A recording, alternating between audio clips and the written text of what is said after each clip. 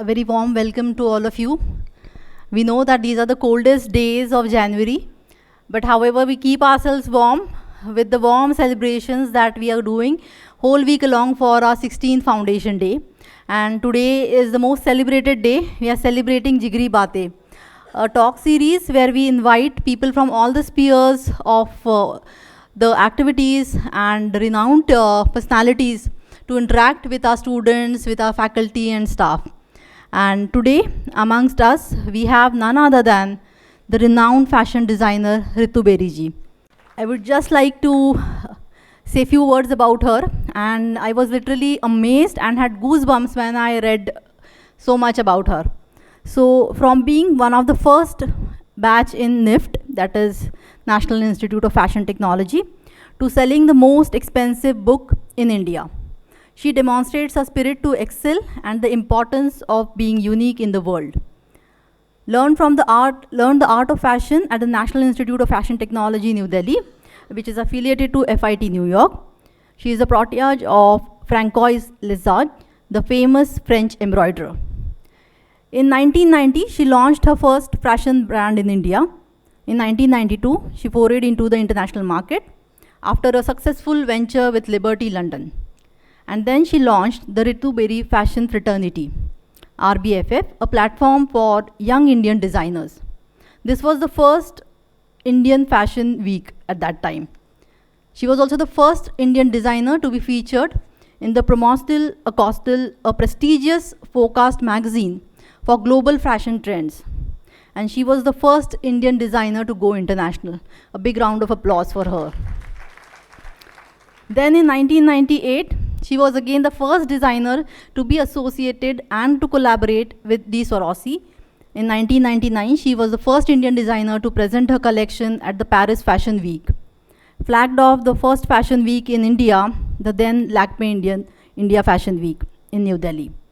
Launched a ready-to-wear collection and her brand in Paris, and thus she was the first Indian designer to associate and collaborate with FTV, that is Fashion TV, and launch it in India. She was also the first designer to be associated and collaborating with L'Oréal Paris, and also the first Indian designer who was invited to the Cannes Film Festival in 2001, way back in 2001.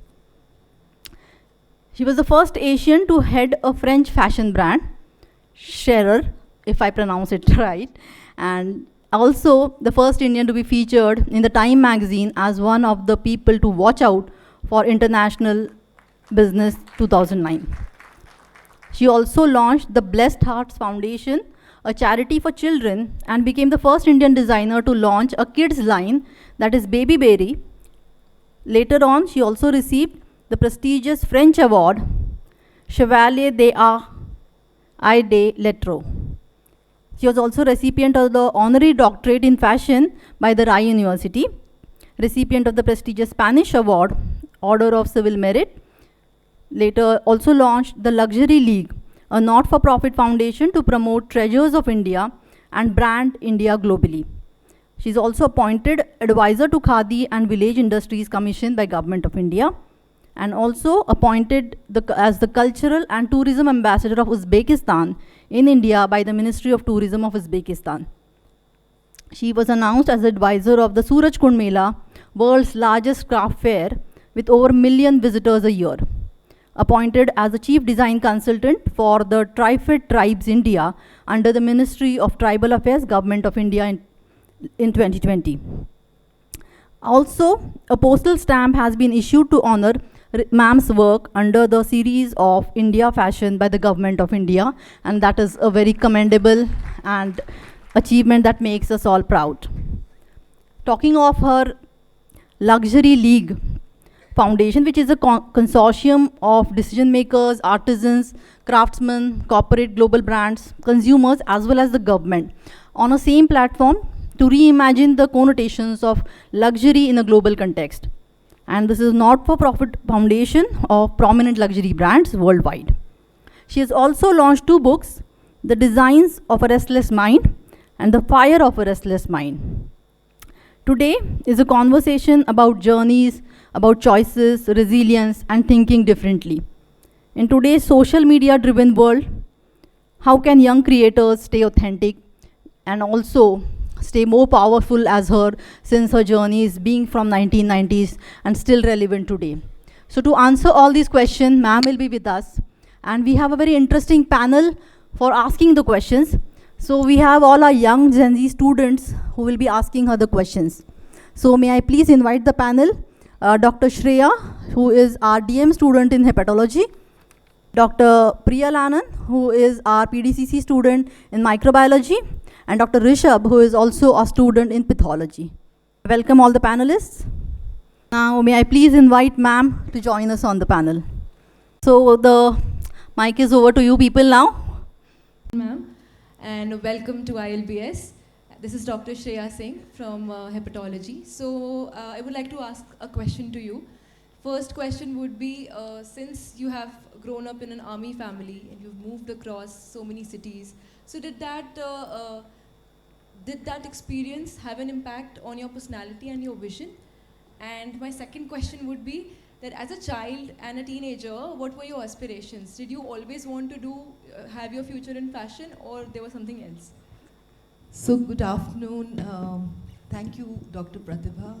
I believe you're behind this entire event. And congratulations first for completing 15 years, which is a commendable milestone. And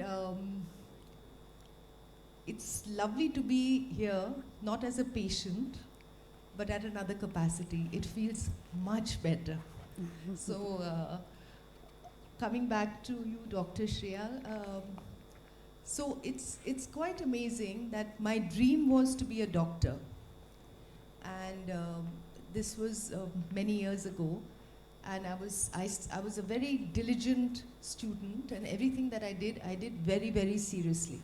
So I seriously studied to be a doctor, and I have to firstly say what you all do is far greater than what any of us can dream of doing, because firstly you have to study so hard, it's so competitive, and then you're literally like gods. For me, Dr. Serene is like a god, literally. I meet him, and if he says all is fine, all is fine.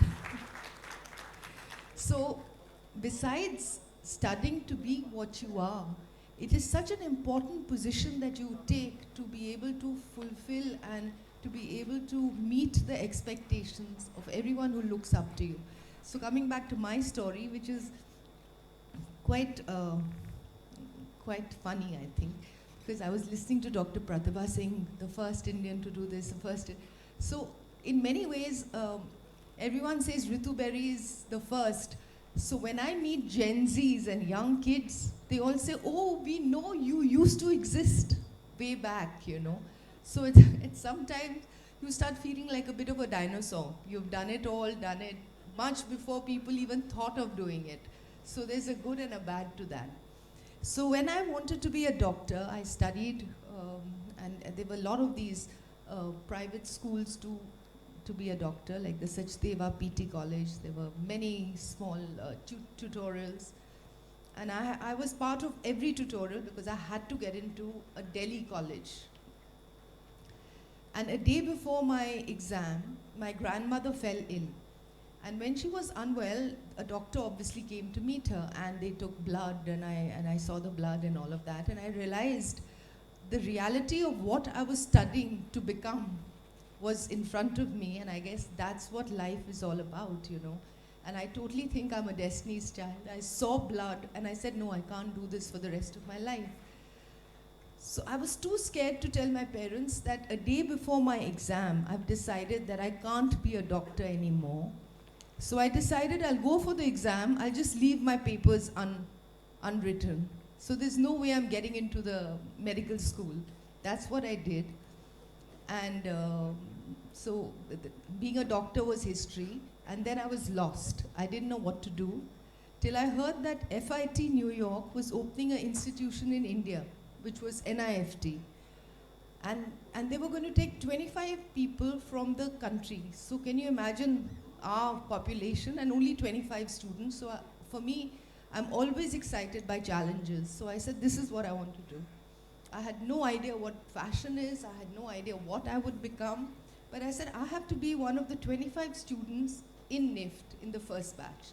And that's what got me here. So, ma'am, you have studied economics in SRCC. So, what was this thing that drove you from economics towards fashion? No, I'm not from SRCC. I went to LSR. Oh, I'm so sorry, ma'am. So, no, but that's great because the Gen Z is saying this, the internet and can make a glitch. But I'm a LSR student. And as I said, I'm a Destiny's child. So after not being a doctor, my parents said whatever it is, you know, at that time you had to be a graduate. You had to have that BA degree. So whatever you do, you have to be a graduate. So I had to go to LSR. I had to finish my graduation, and then NIFT happened. So that's just a process. But my final destination had to be fashion.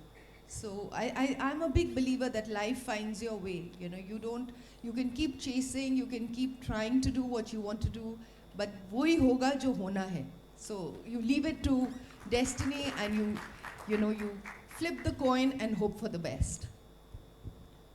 Ma'am, as you said that you felt that your final destination was fashion, but in the 90s, like the fashion was like not considered that serious of a profession, if I'm. And so, like, what all challenges did you have to face regarding that? So in the 90s, it was not. There was no fashion industry. So like I said, for me, it was to be in the first batch of NIFT. It was not. It was a fashion institution, but I didn't know what it was. I didn't know what I would have to study. I didn't know what I would want to become. But I knew that I had to be one of the 25 students. That was my game. So it's like sometimes we guys have a concept in our head and we don't know what we are wishing for, you know. So my wish was I want to be one of the 25 students, and I ended up becoming a designer. So this is the way we wish, and this is the way life pans out. And I guess when I launched my brand, there was no fashion industry, there was no fashion designers as such. My customers used to come and say, we want to look like Madhuri Dixit in that movie, or we want to look like Praveen Babi in that movie. But when I would say, no, but you're so beautiful, you should not wear yellow like Praveen Babi, you should wear purple like yourself, they would say no. So it was very challenging to dress a person because they didn't want to be trendy, they wanted to follow trends. So we had to literally educate them and try to get their confidence to do something different. Even you were the first Indian designer to present a showcase at the Paris Haute Couture. So how did you feel at that moment? Like, what was your? So when I went to fashion school, I finished fashion school in 2 years. When I launched my brand, I wanted to do my thing, my way. I decided I don't want to work with anyone. So I launched my brand differently, I put everything together differently. And within a year, all the media used to write India's best fashion designer, India's #1 fashion designer. And I used to say, I've not even started. I've just done 1 year. I've just launched in 1990. And in 1991, I'm a star of India. How can I be such a big star? So I kept questioning myself. I've not even, proven myself yet. Then I went to Paris, and I found Paris scary. Because if you're in the fashion business and you go to Paris, almost 80% of the people there are into fashion. Whether they're in the business of fashion, whether they're in the presentation of or they're designers. But it's a very scary place for a young designer. So I told myself, I said, if I'm really as good as the media in India, because the media in India makes you into a hero. And then the media in India suddenly decides, you're not a hero, we'll bring you down. So this is, if you've noticed the cycle of life and cycle of people, these things happen all the time. So they had decided RITU BERI is a hero, she has to be the #1 designer, and every magazine they wanted me on the cover. And I used to have a lot of self-doubt, and I'd say, no, I'm not that good. How can I be here? So I decided, okay, let me prove myself, and I will go to Paris and do a fashion show there, which was like asking for the moon, because firstly, Paris is so expensive. I come from an army background where my father gave us a fabulous life, museum holidays, very, very aristocratic life, because armies used to be very aristocratic at one time. But no money to throw around or no spare money to build a brand. So I went to Paris and I looked at the market and I said, my God, this is going to take a lot. I guess I was meant to be. So I put everything together and I did my first fashion show after a few years, and it was very well received. That's how it happened. So, Mom, as an Indian in Paris, it must have been very difficult, like you've already mentioned, because being an Indian comes with a lot of stereotypes. So, how did you deal with all of that? Like the whole baggage of the Indian, because India is not so well represented amongst the world of fashion. I think you were the ones who brought it to the world. So today we are very lucky that we have a very powerful passport. Today when we travel as Indians, we are very lucky to say we are Indians, and we say it with a very proud, we are honored, you know. But back then, about 30 years, no, about, yeah, 28, 29, 30 years back, when I went to Paris, in my industry, India was a copycat. So they all said, India, you're Indian, we are not showing you our things because you will copy it, and you will copy it not just better than what we have, but you will do it cheaper than us. So nobody wanted to meet me. And India was not, India was considered a country of snake charmers and, you know, not intellectuals. If I spoke English, they said, you speak very good English, how do you speak English? So it was that time of life where you really had to struggle to tell them that Indians are special and we are intelligent and we can do things. And I decided to do it my way. So the first fashion show that I did in Paris, you know, I'm not scared of failure at all. In fact, I'm scared of success. Because when I'm successful, it's so difficult to carry that bandwagon of success and to keep proving that you're a success. Because when you're super successful, the moment you trip even a little bit, people don't spare you. They're there to see what RITU BERI did, my God. So if I fail, I can't fall any lower. So I'm quite okay with failure. I decided I'm going to do my show in Paris my way. So my way was the Indian way. I decided the music will be Indian, the clothes will be totally Indian, the makeup will be India inspired. In fact, my models walked bare feet with red alta on their feet. So it was all completely India. They had nothing to compare my collection with. They had nothing to, you know, to say that, my God, this Indian designer, what is it? And people went crazy. I had a commentary. Again, it was in Indian. So I said, if you don't understand Indian, you translate it yourself or you find a way to understand Indian, because that's the way it is in France, you know. When I had my studio in Paris, when I started working for a French fashion house, I would be sitting there and the French would ruthlessly start talking in French, and I wouldn't understand very much till I learned the language. And nobody would say, oh, the poor designer, let's, you know, speak in English. And then I decided, I got my assistant, I said, we are going to write English speaking studio. And it was my studio. So anybody who entered, I was very kind not to say Hindi speaking, but I said English speaking studio, so everyone had to speak in English. So I feel as Indians, if we let people globally take us for granted, to try to make us feel smaller than them, they very happily do that. But if you stand up and feel proud of who you are and feel proud of your roots, like I used to, I don't think anyone can get the better of us. Definitely, that was a great answer, we must say, because what she said, that don't be afraid of failures, be afraid of your success rather. So definitely those failures, those hindrances in your life may be propelling you forward. So that definitely is a bang on liner for today for us. Ma'am, you talked about cycles and ups and downs.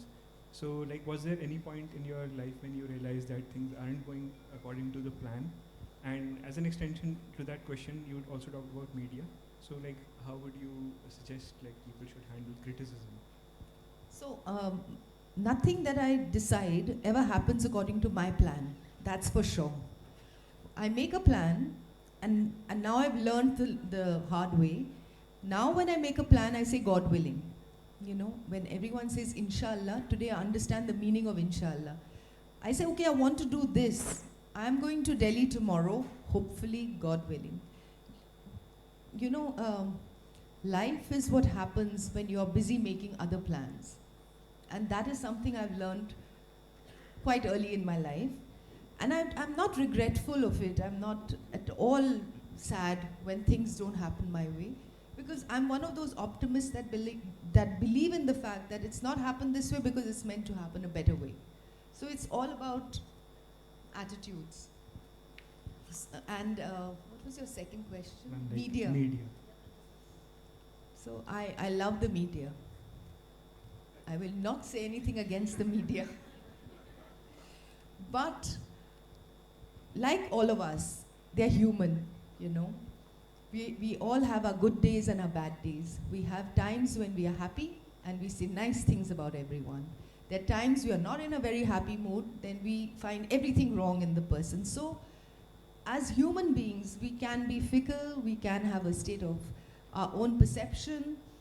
And I really believe that that's their point of view. And I'm not living here to prove myself to anyone, whether it's an audience or it's the media. Because if the media doesn't like me, thank you very much. I will try to improve because I really do believe that I'm not perfect. Thank you. Perfection is really boring. So I always want to be better, but I really don't think anybody has the right to decide what I should do, what I am, who I am. That's my prerogative. And it's up to me to understand how I want to be perceived. So really, if the media doesn't like me, I say, I'm so sorry, I'll try better, but that's your life. And you really can't please the world or the media.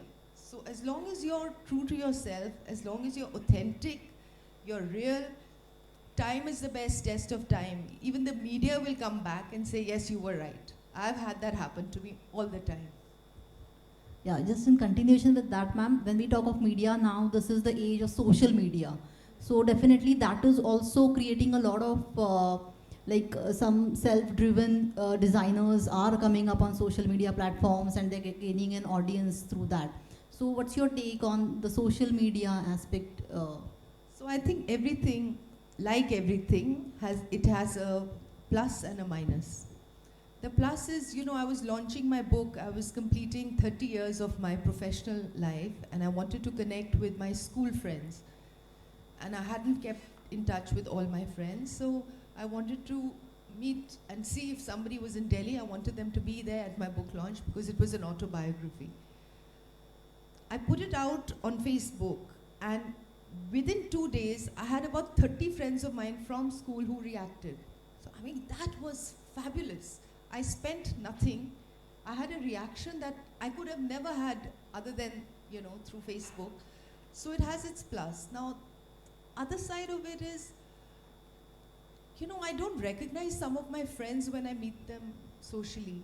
Because on social media, they look so stunningly beautiful that in person I can't recognize them. So it's so fake, you know. So if you want to live a fake life, which is also fun, it's entertainment, you know. You watch movies for entertainment, be on Instagram for entertainment. It's a little too much. But if you're using internet, for instance, today you can get the cure for every disease on Instagram. You don't need to come to this hospital. And then you can be the most confused patient at the end of it, because one reel will say, this is good for your pancreas, and the other reel will say, if you do this, you will die. So I think it's a very important balance that one needs to create, you know. And so everything has a good and a bad. It's up to you how much you take of it. So ma'am, was there any role model, did you follow anyone as your role model in life?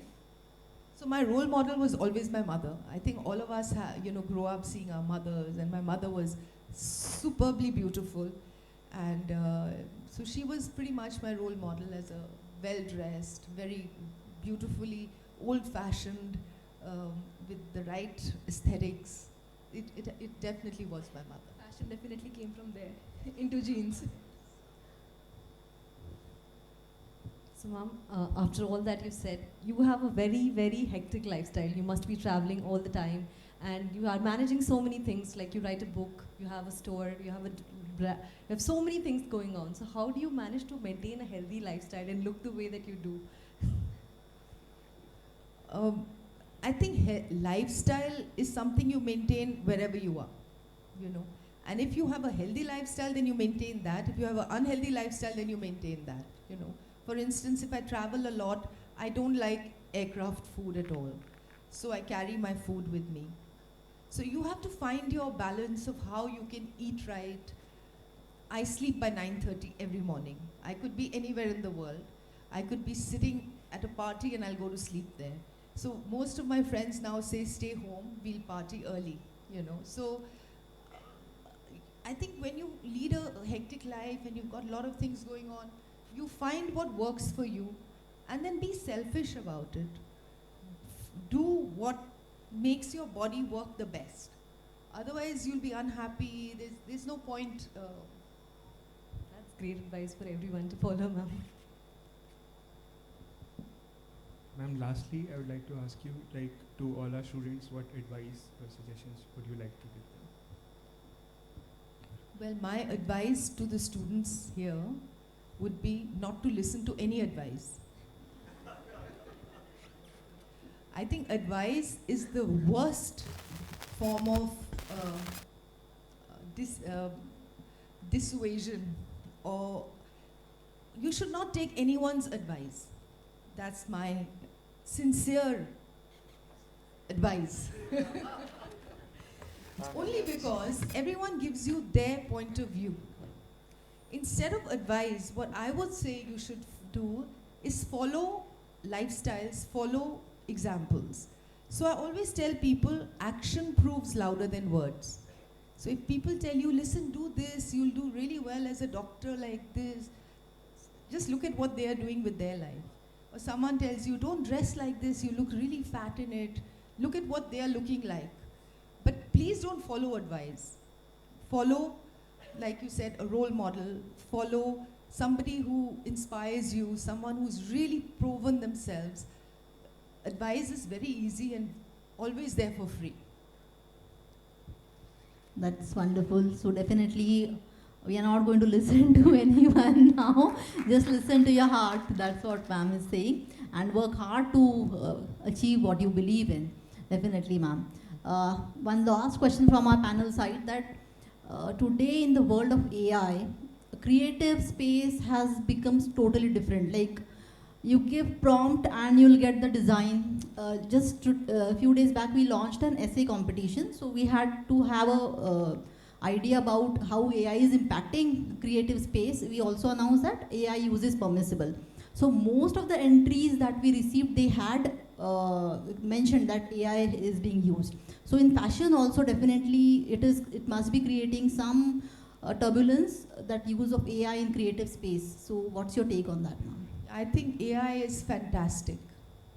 Firstly, the problem with AI is that a lot of people are losing jobs. AI is like one, and you know, a lot of people use AI or they use ChatGPT and they deny it. We never use ChatGPT. Okay. But all their answers, all their messages to me are all ChatGPT. You know, so all I can say is that the good in AI is the fact that it saves you time. There's so many mundane messages or such mundane things. You have to be nice to AI. Can do all of that for you. AI is fantastic because it saves you a lot of time it helps you if you are not AI yourself, if you're not like a computer conditioned in a particular way, you know how much of AI to use and how much not to. For real things, for things that are going to change your life. I mean, there are a lot of things that do that. You can't use AI for everything. AI is for superficial answers, questions, whatever, you know. But also that, the prompts have to be right. So you guys have to know how to use your AI correctly. Am I right? You know it better than me, I'm sure. It's your generation. But like I said, I believe everything has its positive and everything has its negative. Too much of anything is not good for you.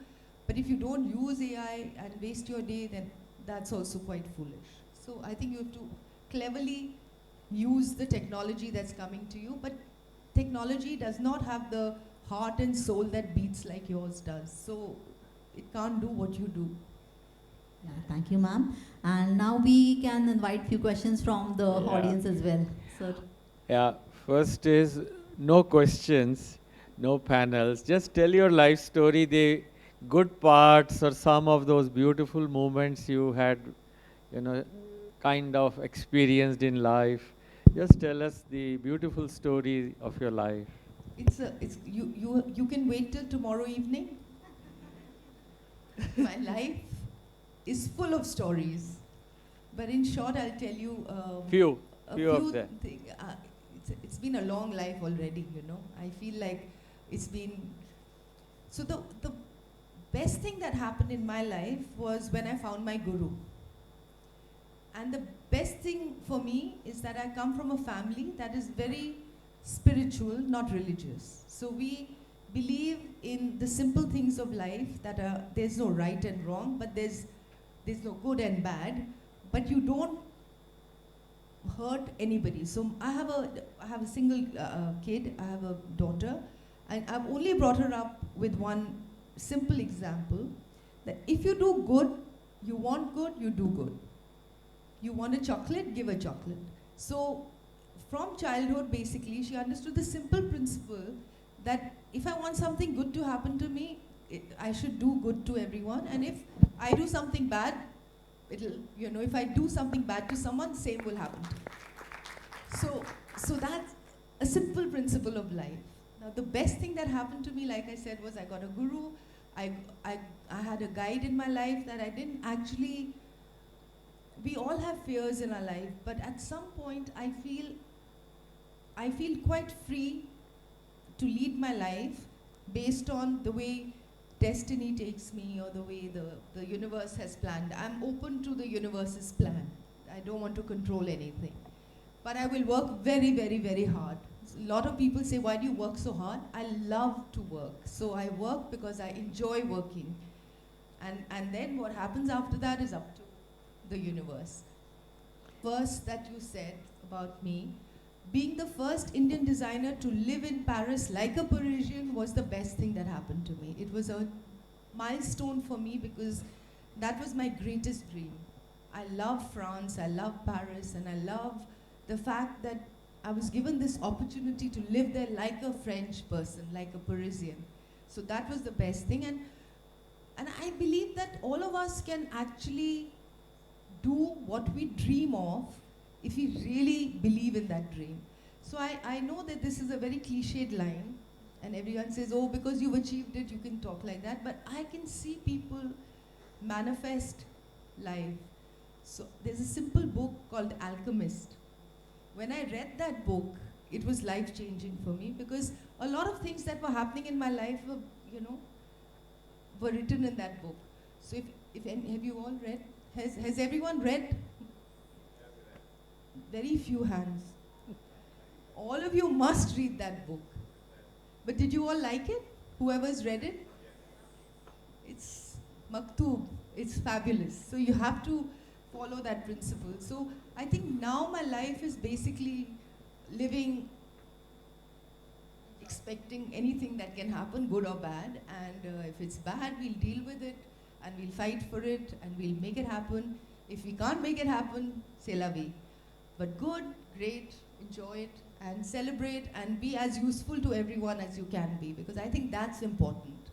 If you're given a position of power, or you're given a position where you can give back or give to anyone, even the smallest thing or the smallest person, I think it's important for each one of us to live for that.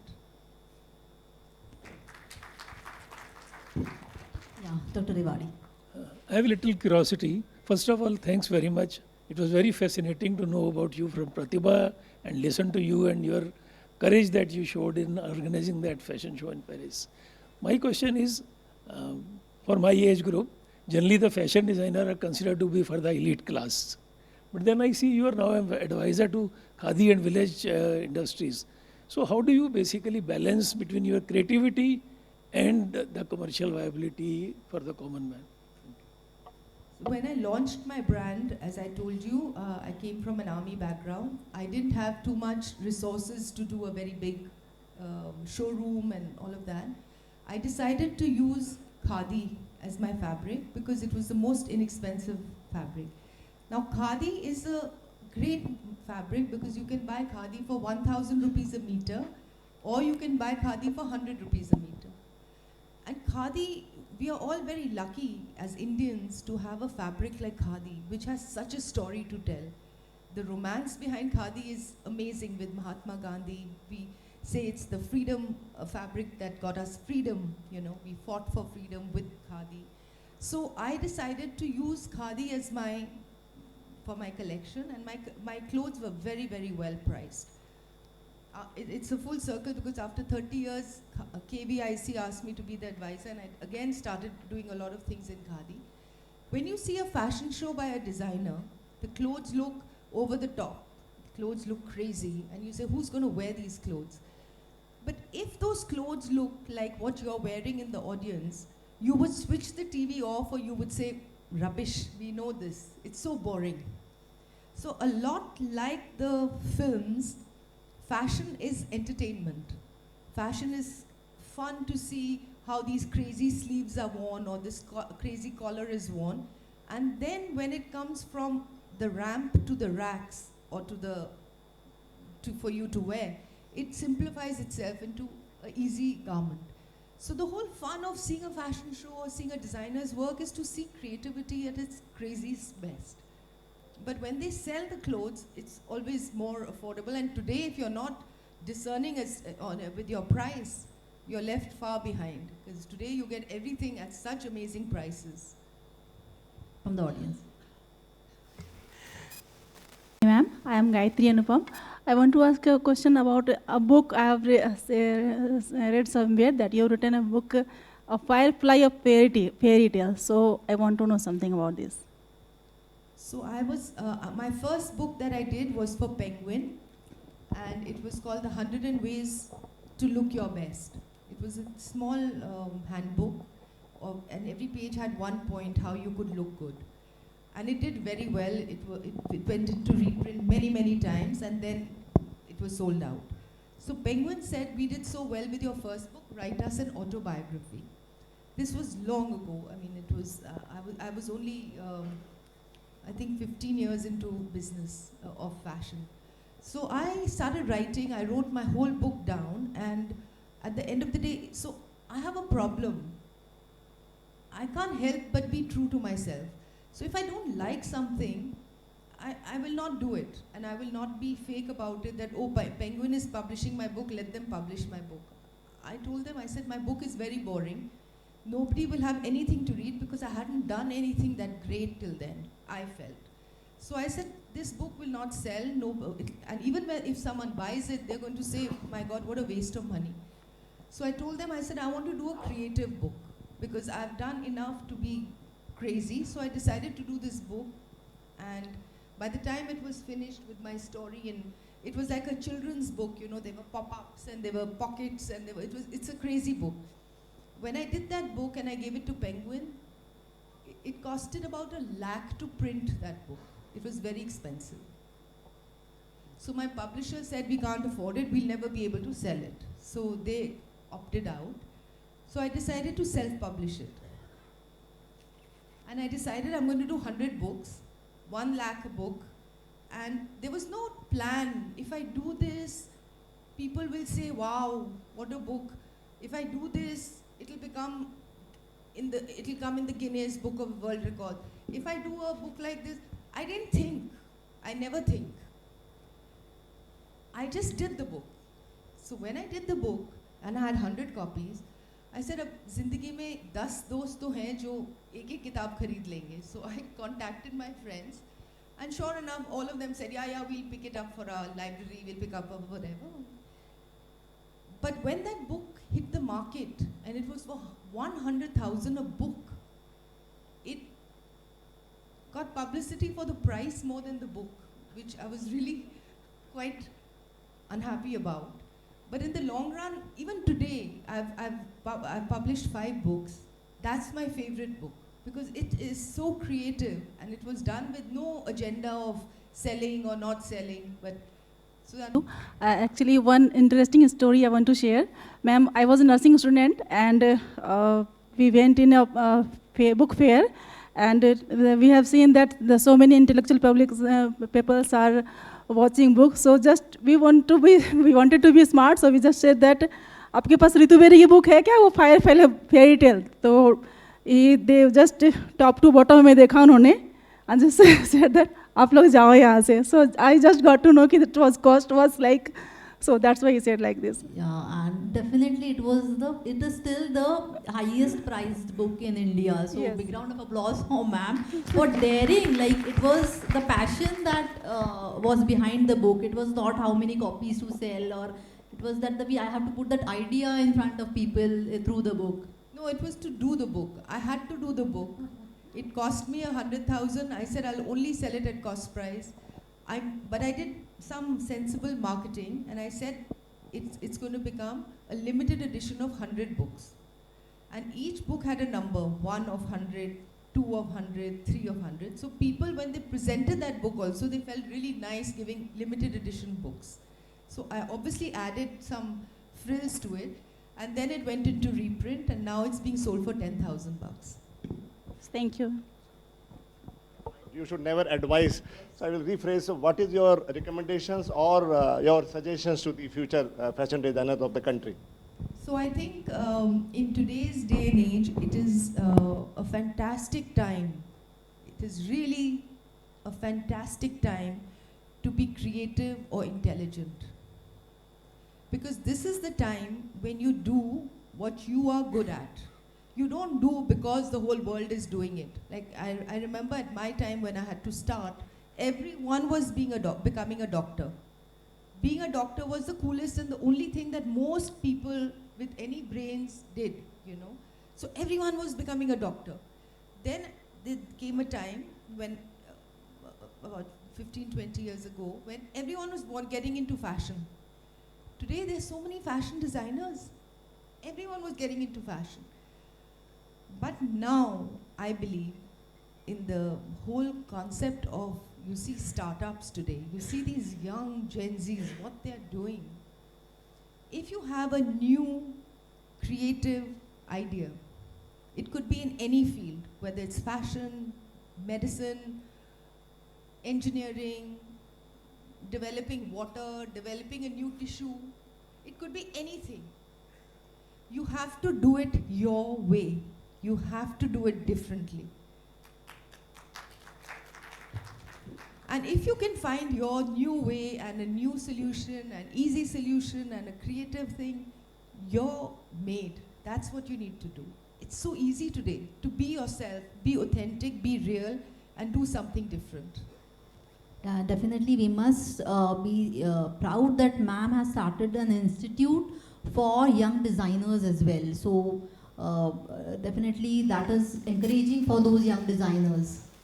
No, I don't have any institute for young designers, but I'm always there for anybody, young and old, anyone who's creative, who needs any kind of recommendations. I would be very happy to support, to give ideas, to whatever. But your heart tells you what your gift is, and that's the gift that you need to follow. Maybe that is the peril of social media, that everything on the internet may not be true. So I read in one of the columns about it. So definitely, if anyone else has any questions or any. I have one more. Ritu, you have been stunningly beautiful, most creative. Were there not people who were just trying to take you away to the Hollywood, Bollywood, or even Paris cinema? So Tell us. my parents are very clear. My mother was very strict. When I was in LSR, I used to get some modeling offers, and they used to, I don't know if you remember FUs, anyone, I don't know. They used to do jeans and all that, and they kept wanting me to model for them. And my mother was very clear. She was a very strong woman, and she would say, you have to have models wearing your clothes. You cannot be a model. So it was just one of those things. I think there's nothing wrong in being a model. There's absolutely nothing wrong. But at that time, my mother had this little kink that her daughter could only use her brain, not her looks. And even sir को भी हम यही question पूछते हैं कि hasn't anyone from Bollywood or Hollywood approached you? Dr. Serene is a star. That's it. If anyone comes to him sick, they leave feeling well there and then. And that's exactly what happened to me the first time I met him. I left with a smile. He's fantastic, really. We are all blessed to have him amongst us. God bless you. Ma'am, is there any fashion advice to look more stylish? It's for everyone. So I think firstly, when you wake up in the morning, it's like a man thing. I've grown up with my brother telling me, Ritu, do I need to shave? Shaving seems to be a big thing. So if I'm not going out tonight, so I'm not shaving today. For me, the first thing you wake up is when you groom yourself, you make your hair look good, you make yourself look nice. Instead of what you're wearing, of course, what you wear should also be nice and clean. And I'm not saying follow trends, but I'm saying at least make yourself feel good. So if you dress up and you're feeling good about yourself, you're doing fine. And we can't fool ourselves. There are times when I get ready and I say, oh God, I'm feeling terrible. But I say, never mind, let's carry on. That's cheating. When you dress up and you wear something that makes you feel fabulous, that's when you've dressed right. That's when you've done the right fashion statement. So follow yourself, not a fashion trend. And also, we all know the color that suits us. I think it's a fabulous thing to create a look for yourself so that everyone says, oh, that's such a Dr. Serene look. He dresses like that. You know, so if for instance, blues are your color, and whenever you invest in something, I mean, it may be a little boring, but in the long run, you're creating an identity for yourself. You only wear blues. It becomes your signature. It suits you. You feel good in it. And everyone will identify that color with you. I think it's nice to have an identity and a look for yourself. Yeah, and it is aptly said that she doesn't follow trends, she creates the trends. So definitely I big break round of trends. applause. Yeah. Yeah. Any question? Hello, ma'am. It's not a question, but I just have something to say. You're one of the most notable alumni of my school. I'm also from APS Dholakua. And I wrapped up my experiment early just so I could sit here and listen to you talk, and it has been most inspiring. So thank you for such a lovely talk. Thank you so much. Yeah. And also, it's so nice to see you, and I'm glad you thought I was from APS to come today, but I'm not from Army Public School. They have it on their website. Yeah. I have no idea how they do that. Oh my God. But from being SRCC to Army Public School, I think I'm everywhere. But I'm so glad you thought I was, that you came for it. Yeah. For us doctors, the common uniform is the apron, the lab coat. And there has been no change, much change in the designs for those since ages. So would you like to create a designer aprons for all of us? You know, when I went for my NIFT exam, because NIFT had an entrance exam, and they asked me to design. I mean, one of the questions was design something creative. What I designed was, since medical was in my mind, I designed the apron for a nurse and and I actually only design things for hospital staff. So it was quite unique. I don't think anyone could have done that. But if there's something I can help with to bring cheer into the hospital, I would be very happy to do it, yeah, with great pleasure. Any last one or two questions we can take? Said it all. Yeah. Right. So I just thank the panel, and I request sir to come on stage and say a few words. Indeed, a different aspect of Ritu, and I would just like to say, give her a big round of applause. Thank you so much, and to be very honest, this is the way one should be, very honest and afraid of success, and be careful about failure. So I think it's a very big message. Thank you, Ritu, and thanks